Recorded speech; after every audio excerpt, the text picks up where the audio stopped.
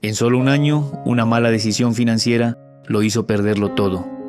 Él creyó que el éxito era cuestión de velocidad. Creyó que mientras más rápido subiera, más seguro estaría.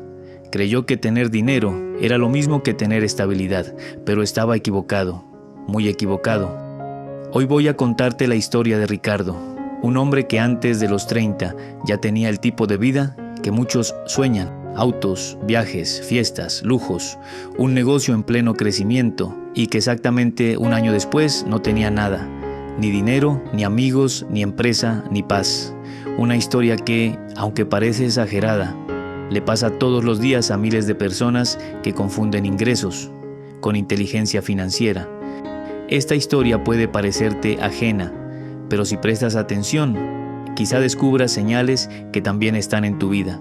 Ricardo nunca se consideró un genio. Siempre decía que no era el más inteligente, pero sí el más trabajador. A los 27 abrió una pequeña agencia de marketing. El negocio empezó de a pocos, como todo, pero él era hábil, carismático y tenía hambre de éxito, mucho hambre.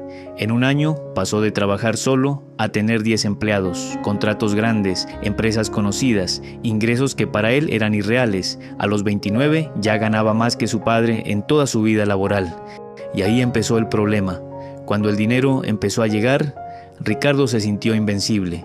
Se compró un auto deportivo con crédito, rentó un departamento lujoso con un alquiler que costaba la mitad de sus ingresos. Empezó a salir todos los fines de semana, a pagar todo para todos, a viajar, a comprar, a aparentar. No era maldad, era ignorancia. Confundió el flujo de dinero con riqueza. Sus amigos lo admiraban, su familia lo presumía, y él se sentía en la cima del mundo. Pero la cima es un lugar peligroso, porque no te das cuenta de que un paso en falso puede enviarte directo al vacío. En su empresa las cosas seguían bien, pero no tan bien como él presumía. Los contratos eran grandes, pero irregulares. Un mes entraba mucho, otro mes casi nada, pero su estilo de vida no conocía la palabra pausa. Nunca bajaba, nunca ajustaba, nunca medía. Y si tú gastas como si fueras rico, pero no lo eres, es cuestión de tiempo para que la realidad te cobre la factura. Ricardo no tenía ahorros, no tenía fondos de emergencia, no tenía inversión, solo tenía ingresos y gastos más grandes que esos ingresos. Todo cambió un martes por la tarde. Uno de sus principales clientes canceló un contrato millonario. Así, de la nada, sin previo aviso, Ricardo lo tomó con calma, pensó: no importa, ya vendrá otro. Pero ese otro no llegó. No esa semana, no ese mes, no el mes siguiente. Mientras los ingresos bajaban, los gastos seguían subiendo. El alquiler, los sueldos, el auto, las tarjetas, las fiestas, los gustitos, los caprichos. Todo seguía, menos los ingresos. Hay un momento clave en toda historia financiera: la negación. Cuando sabes que algo anda mal, pero te dices todo estará bien. Cuando sigues gastando para no aceptar que debes parar. Cuando confías en un golpe de suerte en lugar de cambiar tu estrategia. Ricardo siguió viviendo igual. Todo es temporal, decía. Yo siempre caigo parado.